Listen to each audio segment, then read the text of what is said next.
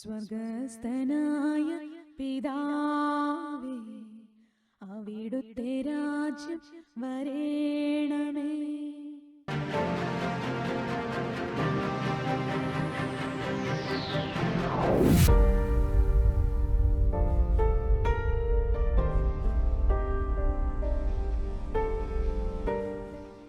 ഈ നവംബർ 2-ാം തീയതി നമ്മൾ സകല മരിച്ചവരുടെയും തിരുനാൾ. ഈ ഭൂമിയിൽ നിന്നും മരിച്ചു പോയവരെന്ന് പറയുമ്പോൾ നമ്മളെപ്പോഴും ചിന്തിക്കും, നമ്മുടെ ആത്മാവ് ദൈവത്തിൽ നിന്ന് വന്നതാണ്. നമ്മുടെ ആത്മാവ്, നമ്മുടെ ശരീരം മരിക്കുമ്പോൾ നമ്മുടെ ശരീരം മണ്ണായി പുഴുവായി തീരുന്നു. പക്ഷെ നമ്മുടെ ആത്മാവിന് മരണമില്ല. ആത്മാവ് ദൈവത്തിൽ നിന്ന് കിട്ടിയതാണ്. സഭാപ്രസംഗൻ എക്ലീസിയാസ്റ്റിക് 12:7 പറയുന്ന പോലെ, ധൂളി അല്ലെ ഈ ശരീരം മണ്ണ് അതിന്റെ ഉറവിടമായ മണ്ണിലേക്ക് മടങ്ങുന്നു, ആത്മാവോ അതിന്റെ ദാതാവായ ദൈവത്തെങ്കിലേക്ക് തിരികെ പോകുന്നു. ഇപ്പൊ നമ്മുടെ ആത്മാവ്, എന്റെ ആത്മാവ് എന്ന് പറയുന്ന നമ്മുടെ ആത്മാവിനോട് ചേർന്ന് പരിശുദ്ധാത്മാവ് വസിക്കുന്ന ജീവിതമാണ് ദൈവരാജ്യ അനുഭവം എന്ന് പറയാം, ക്രിസ്തീയ ജീവിതം എന്ന് പറയാം യഥാർത്ഥത്തിൽ. നമ്മുടെ ആത്മാവിനെ നിത്യതയിലേക്ക് എത്തിക്കുന്നത് പരിശുദ്ധാത്മാവാണ്. അതുകൊണ്ടാണ് നമ്മൾ ഈ ഭൂമിയിൽ തിരുസഭയിലായിരിക്കുന്നത്. മാമോദീസ സ്വീകരിച്ചത് ഓരോ കൂദാശകൾ നമ്മുടെ ഉള്ളിൽ പരിശുദ്ധാത്മാവായി ദൈവം വസിച്ചുകൊണ്ട് നമ്മൾ മരിക്കുമ്പോൾ നമ്മുടെ ആത്മാവിനെ നിത്യതയിലേക്ക് എത്തിക്കാൻ വേണ്ടിയിട്ടാണ്. എന്നാൽ ഓർത്തു നോക്കി, ഈ ഭൂമിയിൽ ഏതെങ്കിലും മനുഷ്യന്റെ ഉള്ളിൽ പരിശുദ്ധാത്മാവിന് പകരം ആത്മാവിനോട് ചേർന്ന് ദുഷ്ടാത്മാവാണ് വസിക്കുന്നതെങ്കിൽ ദുഷ്ടാത്മാവ് ആത്മാവിനെ നരകത്തിലേക്ക് കൊണ്ടുപോകും. ഇത് സത്യമാണ്. ഇതിനാണ് ഈശോ അന്ത്യവിധിയെ കുറിച്ച് പറഞ്ഞപ്പോൾ അല്ലെ, നന്മ ചെയ്തവർ, ഞാൻ രോഗിയായി എന്നെ വന്ന് കണ്ടു, നിങ്ങൾ എന്നെ ആശ്വസിപ്പിച്ചു, അതിനാൽ പിതാവിനാൽ അനുഗ്രഹിക്കപ്പെട്ടവരെ എന്നും. എന്നാൽ അതൊന്നും ചെയ്യാതെ സ്വാർത്ഥതയിലും മറ്റുള്ള ഉപദ്രവിച്ചുമായി കഴിഞ്ഞിരുന്നവരോട് പറയാണ്, നിങ്ങൾക്കായി അനാദികാലം മുതൽ ഒരുക്കി നിത്യ അഗ്നിയിലേക്ക് പിശാചിനും അവന്റെ ദൂതന്മാർക്ക് ഒരുക്കിയത്തേക്ക് നിങ്ങൾ പോവുക എന്ന് പറയുന്ന ഒരു കാര്യം ഈശോ ഓർമ്മിച്ചു. പക്ഷേ ഈശോ ആഗ്രഹിക്കുന്നില്ല ആരും. കാരണം ദൈവം, നമ്മുടെ 10 മക്കളുണ്ടെങ്കിൽ നമ്മൾ ആരെങ്കിലും പറയോ 2 പേര് പോയി നശിച്ചോട്ടെ, ബാക്കി 8 പേര് എനിക്ക് മതി പറയോ? ഇല്ല, അങ്ങനെ പറയുന്നവർ കാണും. പക്ഷേ ആണ് ഈശോ വചനത്തിൽ ഉറപ്പിച്ചത്, മുല കുടിക്കുന്ന കുഞ്ഞിനെ അമ്മയ്ക്ക് മറക്കാനാവുമോ? പെറ്റമ്മ പുത്രനോട് കരുണ കാണിക്കാതെ അവൾ മറന്നാലും ഞാൻ നിന്നെ മറക്കയില്ല എന്ന് ഏശയ്യായുടെ 49 അല്ല ചെയ്ത് ദൈവം. പ്രിയമുള്ളവരെ, അപ്പനും അമ്മയും സംഗീതം 27:10 അപ്പനും അമ്മയും നിന്നെ കൈവിട്ടാലും കർത്താവ് നിന്നെ കൈക്കൊള്ളും. കാരണം അപ്പനും അമ്മയ്ക്കും അറിയില്ല നിന്റെ ഉള്ളിലുള്ള ആത്മ. അപ്പനും അമ്മയും പോലും അറിഞ്ഞിട്ടില്ലെന്നാണ്. നമ്മുടെ അമ്മയുടെ ഉദരത്തിൽ നമ്മൾ ഉരുവായ നിമിഷം, അണ്ടവും ബീജവും ഒന്നായ നിമിഷം നമ്മുടെ ഉള്ളിലേക്ക് നമുക്ക് ജീവൻ പകർന്നത് ദൈവമാണ്. പലപ്പോഴും ചിന്തിക്കുന്ന, ഗർഭിണിയുടെ ഉദരത്തിൽ ചൈതന്യം വന്ന് നിറഞ്ഞത് എങ്ങനെയെന്ന് ആരും അറിയുന്നില്ല എന്ന്. അപ്പൊ അപ്പനും അമ്മയ്ക്കും പോലും യഥാർത്ഥത്തിൽ അറിയില്ല നമ്മുടെ ഉള്ളിലുള്ള അമ്മയുടെ ഉദരത്തിലെ ആ ഭ്രൂണത്തിലേക്ക് ദൈവം നിക്ഷേപിച്ച ചൈതന്യം, എൻ്റെ ആത്മാവ്, ആ ആത്മാവ് എൻ്റെ ശരീരത്തിലേക്ക്, ആ ജഡത്തിലേക്ക് അല്ലെ ഭ്രൂണത്തിലേക്ക് വന്നറിഞ്ഞപ്പോഴാണ് എനിക്ക് ജീവൻ ഉണ്ടായത്. ബാക്കി മൃഗങ്ങളും പക്ഷികളൊന്നും അങ്ങനെ പലപ്പോഴും ഞാൻ വീണ്ടും വീണ്ടും വീണ്ടും പറയാമെന്ന് വിചാരിക്കരുത്. അതാണ് എൻ്റെ സത്യം. ഇപ്പം നമ്മുടെ ഉള്ളിലെ ആത്മാവ് ദൈവത്തിൽ നിന്നാണ്. അപ്പം ഈ ആത്മാവ് നമ്മുടെ ശരീരം മണ്ണാകുമ്പോൾ തിരിച്ച് നിത്യതയിലേക്ക് ദൈവത്തെങ്കിലേക്ക് എത്തണം. അതിനുള്ള എല്ലാ സംവിധാനങ്ങളുമാണ് ഭൂമിയിൽ ദൈവം യേശുക്രിസ്തു തിരുസഭ സ്ഥാപിച്ചത്, മറ്റൊന്നിനു വേണ്ടിയല്ല. ഇപ്പൊ നമ്മൾ അറിയുന്ന, തിരുസഭയിലുള്ളവർ അറിയണം, ഒരു ആത്മാവിനെ നരകത്തിലേക്ക് വിടാതെ നിത്യതയിലേക്ക് എത്തിക്കാൻ വേണ്ടിയാണ് തിരുസഭ. അതിന്റെ ഭാഗമായി നമ്മൾ എന്തെങ്കിലും പ്രവർത്തിക്കുന്നുണ്ടെങ്കിൽ ഈശോ അതിനുവേണ്ടി കുരിശിൽ മരിച്ചു. ഈശോ തന്റെ എല്ലാം വേണ്ടെന്ന് വെച്ചു ആത്മാക്കളെ വീണ്ടെടുക്കാൻ വേണ്ടിയിട്ട്. ആ യേശു സ്ഥാപിച്ച, യേശു തിരഞ്ഞെടുത്ത് നമ്മൾ സഭയിലായിരിക്കും. നമ്മുടേതാണ് സ്വയം ഇല്ലാതായി കുരിശുമെടുത്ത് അനുദിനം എൻ്റെ പിന്നാലെ വരട്ടെന്ന് ഈശോ പറഞ്ഞതിൻ്റെ അർത്ഥം അതാണ്. ആത്മാക്കളെ നേടാനായിട്ടാണ്. ഈശോ ഇന്ന് സുവിശേഷത്തിൽ ഓർപ്പിക്കുന്ന യോഹന്നാൻ 6-ാമത്തെ അധ്യായത്തിലാണ് ആഗോള സഭയിലെ സുവിശേഷം 37 തൊട്ട് പിതാവ് എനിക്ക് നൽകുന്നവരെല്ലാം എന്ന് പറയുമ്പോൾ മനുഷ്യവർഗം മുഴുവൻ്റെ, ലോകത്തിന്റെ എന്നാ പറഞ്ഞ്, യഹൂദരുടെ എന്നല്ല. ഇതാ ലോകത്തിന്റെ പാപങ്ങൾ നീക്കുന്ന ദൈവത്തിന്റെ കുഞ്ഞാടെന്നാണ് യോഹന്നാൻ സ്നാപകൻ യേശുവിനെ മനുഷ്യരുടെ മുമ്പിലേക്ക് അവതരിപ്പിച്ചത്. ഇതാ യഹൂദരുടെ പാപങ്ങളെന്നോ ഇതാ ക്രിസ്ത്യാനികളുടെ പാപങ്ങളെന്നോ മോചിപ്പിക്കുന്നതല്ല, ഇതാ ലോകമെമ്പാടുള്ള സകല മനുഷ്യരുടെയും, ലോകം മുഴുവന്റെയും പാപം നീക്കുന്ന ദൈവത്തിന്റെ കുഞ്ഞാട്. ഒരു യഹൂദന് അറിവുണ്ടായിരിക്കണം, ഒരു ക്രിസ്ത്യാനിക്ക് അറിവുണ്ടായിരിക്കണം, ഒരു കത്തോലിക്കന് അറിവുണ്ടായിരിക്കണം. നമ്മുടെ ഉള്ളിൽ യൂണിവേഴ്സൽ, കാത്തലിക് എന്ന് പറയുമ്പോൾ യൂണിവേഴ്സൽ എന്ന വാക്കിന്റെ അർത്ഥം തന്നെ കാത്തലിക് ചർച്ച്. ലോകമെമ്പാടുള്ള സകല മനുഷ്യരെ നിത്യത്തിൽ എത്തിക്കാനുള്ള സംവിധാനമാണ് കാത്തലിക് ചർച്ച്. മനസ്സിലാക്കണം, യൂണിവേഴ്സൽ. അപ്പൊ നമ്മൾ അനേകം മരിച്ചവർക്ക് വേണ്ടി, കത്തോലിക്ക സഭയിൽ മാത്രമാണ് മരിച്ചവർക്ക് വേണ്ടി പ്രാർത്ഥിക്കുകയാണ് ഞാൻ പറഞ്ഞത്. എല്ലാം പൂർണ്ണത അവിടെയാണ് പലപ്പോഴും ഓർപ്പിച്ചിട്ടുണ്ട്. കാരണം ഈ ആത്മാക്കള്, ഈ അനേകം മരിച്ചുപോയ ആത്മാക്കൾ ഈ ഭൂമിയിൽ ജീവിച്ചപ്പോൾ ഇന്ന് മരിച്ച ആത്മാക്കളെ ഓർക്കുമ്പോൾ, ശുദ്ധീകരണത്തിലെ ആത്മാക്കളെ ഓർക്കുമ്പോൾ അനേക കോടികൾ അവർ അറിയാതെ പോയവരാണ്. അവർ മനഃപൂർവ്വമല്ല. ദൈവത്തെ യോഹന്നാൻ ശ്ലീഹ സുവിശേഷം 3 പറയുന്നുണ്ട്. എന്താണ് ശിക്ഷാവിധി? ദൈവത്തെ ദൈവമായി അറിഞ്ഞിട്ടും അംഗീകരിക്കാതെ അതിനു പകരം പ്രകാശത്തെക്കാൾ ഏറെ അന്ധകാരത്തെ സ്നേഹിച്ചതിനാൽ അവർക്കത് ശിക്ഷാവിധിയായി തീർന്നുവെന്ന്. അറിഞ്ഞിട്ടും ക്രിസ്തുവിനെ സ്വീകരിക്കാൻ തള്ളിക്കളഞ്ഞുകൊണ്ട് പോയവർക്ക് ശിക്ഷാവിധിയുണ്ട് തീർച്ചയായിട്ടും. എന്നാൽ അനേകർ അറിഞ്ഞിട്ടില്ല. അപ്പോസ്തലർ 17 പറയുന്നുണ്ട്, അജ്ഞതയുടെ കാലഘട്ടങ്ങളെ ദൈവം കണക്കിലെടുത്തില്ല, എന്നാൽ ഇപ്പോൾ നിങ്ങൾ പശ്ചാത്തപിക്കണമെന്ന് ഇവിടുന്ന് ആജ്ഞാപിക്കുന്നുവെന്ന്. അപ്പോൾ അനേകർക്ക് പശ്ചാത്തപിക്കാൻ പോലും നമുക്കറിയില്ല. മരണസമയത്ത് അനേകർ പശ്ചാത്തപിച്ച് കാണണം, നമുക്കറിയില്ല. അങ്ങനെ പശ്ചാത്താപമില്ലാതെ പോയ ആത്മാക്കള്, പരിശുദ്ധ ആത്മാവില്ലാതെ പോയ ആത്മാക്കള് തിന്മയുടെ കീഴിൽ. നമ്മൾ പലപ്പോഴും ചിന്തിച്ചാണ്, ലൂക്ക 16 ധനവാന്റെ ലാസറിന്റെ സമയം ഈശോ തന്നെ പറഞ്ഞൊരു ഉപമയാണ്. ഈ ഭൂമിയിൽ ആഡംബരത്തിൽ ജീവിച്ച ധനവാൻ മരിച്ച ആത്മാവായി മാറിക്കഴിയുമ്പോൾ എന്തൊരു മാറ്റമാണ്, എന്തൊരു സ്നേഹമാണ് ലാസറിനോട്. അതുവരെ ലാസറിനെ വെറുത്തിരുന്ന ഈ ആത്മാവ്, ഞാൻ പറയും, നമ്മുടെ കുടുംബത്തിലൊക്കെ മരിച്ചുപോയ ആത്മാക്കള് എത്രയും കൊലപാതകളോ അയോഗ്യരോ അല്ലെങ്കിൽ വാശിയോ വൈരാഗ്യോ നമ്മുടെ ശത്രുക്കളായി പോയവരുണ്ടല്ലോ. ഇത് നമ്മളുടെ പ്രാർത്ഥന യാചിക്കുകയാണ്. ഈ ധനവാന്റെ കാഴ്ചപ്പാട് നമുക്കറിയാം. ലൂക്ക 14 പറഞ്ഞുണ്ട്, എൻ്റെ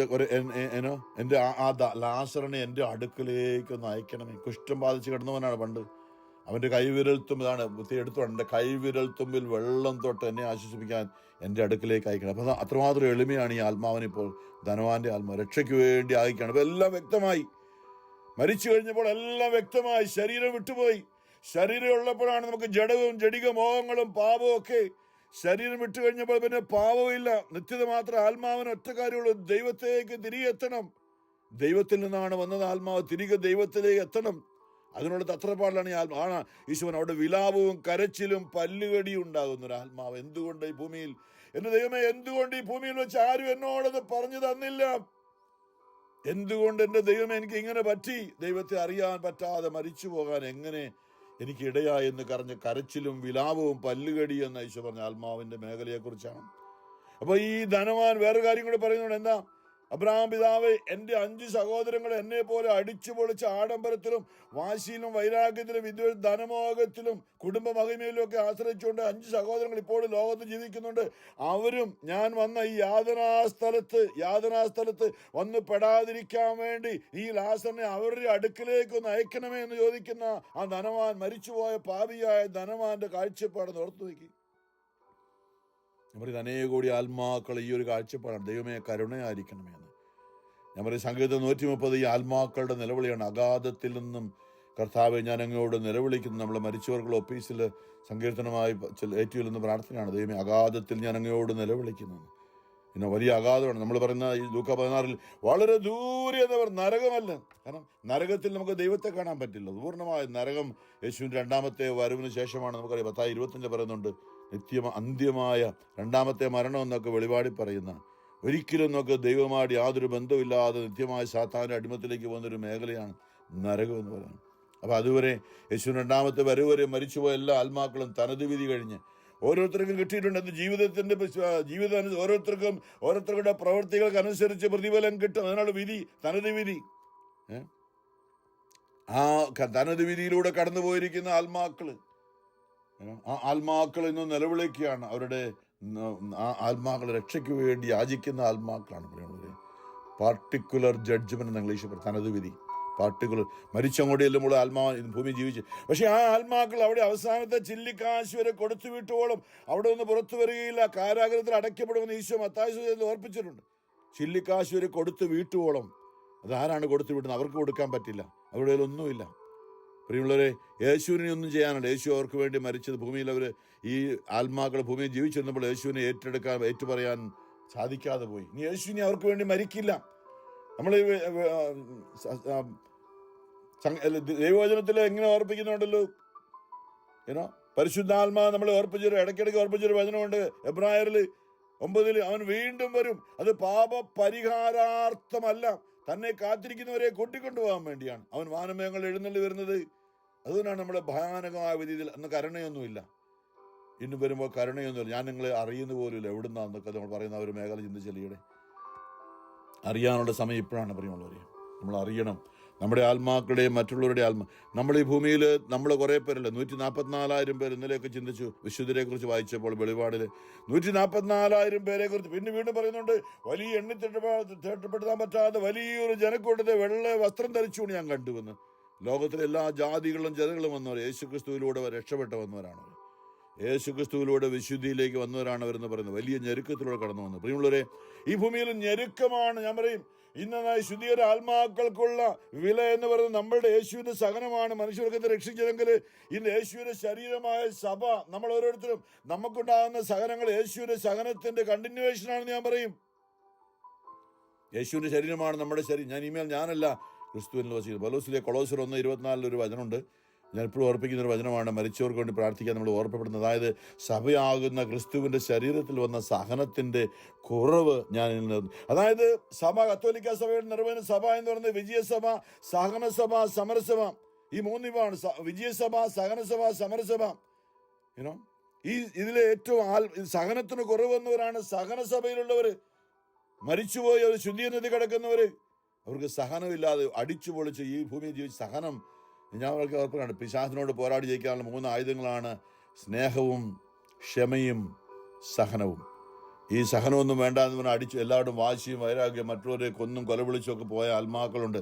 അവർ സഭയിലായിരുന്നു, മാമോദിസ സ്വീകരിച്ചവരായിരിക്കാം. പക്ഷെ അവർക്ക് വിശുദ്ധിയില്ലാതെ പോയതുകൊണ്ട് അവർ നിത്യതയിലേക്ക് പ്രവേശിച്ചിട്ടില്ല, പർദീസായിലേക്ക് കയറിയിട്ടില്ല. അതിന് ഈ വിശുദ്ധീകരണ സ്ഥലം ശുദ്ധീകരണമാണ്. അപ്പൊ ഈ ശുദ്ധീകരണത്തിൽ കിടക്കുന്ന ആത്മാക്കൾക്ക് വേണ്ടി നമ്മളുടെ സഹനം നമ്മൾ പ്രാർത്ഥിക്കുന്നുണ്ട്, ഞാൻ പലപ്പോഴും ഓർപ്പിച്ചിട്ടുണ്ട്. പക്ഷെ നമ്മുടെ സഹനം അവർക്ക് വേണ്ടി കാഴ്ചവെക്കണം. അതാണ് ഈശോ പറഞ്ഞത്, ആരെങ്കിലും എന്നെ അനുഗമിക്കാൻ ആഗ്രഹിക്കുന്നെങ്കിൽ അവൻ സ്വയം ഇല്ലാതായി സ്വന്തം കുരിശും എടുത്തുകൊണ്ട് എൻ്റെ പിന്നാലെ വരട്ടെ എന്ന് ഈശോ പറയാൻ കാരണം ഇന്ന് സഹനം നമ്മോട് ആവശ്യപ്പെടുകയാണ് ഈശോ. ഞാൻ പറയും, നമുക്ക് സഹനത്തിൻ്റെ ഒരു അക്കൗണ്ട് ഉണ്ട്.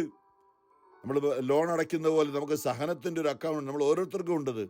നമ്മുടെ ജീവിതത്തിൽ നിന്ന് രോഗമുണ്ടെങ്കിൽ നമ്മുടെ സഹനത്തിൻ്റെ അക്കൗണ്ട് മരിക്കുന്നതിന് മുമ്പ് പൂർത്തിയാക്കാൻ വേണ്ടിയുള്ള ഒരു ദൈവത്തിൻ്റെ ശ്രമമാണ് നമ്മളിലൂടെ സഹനം കിട്ടാനുള്ളത്. അവസാനമായി ഞാൻ അനേകരെ കുറിച്ച് ചിന്തിച്ചുള്ളൂ, അനേകർക്ക് വേണ്ടി പ്രാർത്ഥിച്ചു, അനേകർ വലിയ സഹനത്തിലൂടെ കടന്നുപോയവരുണ്ട്.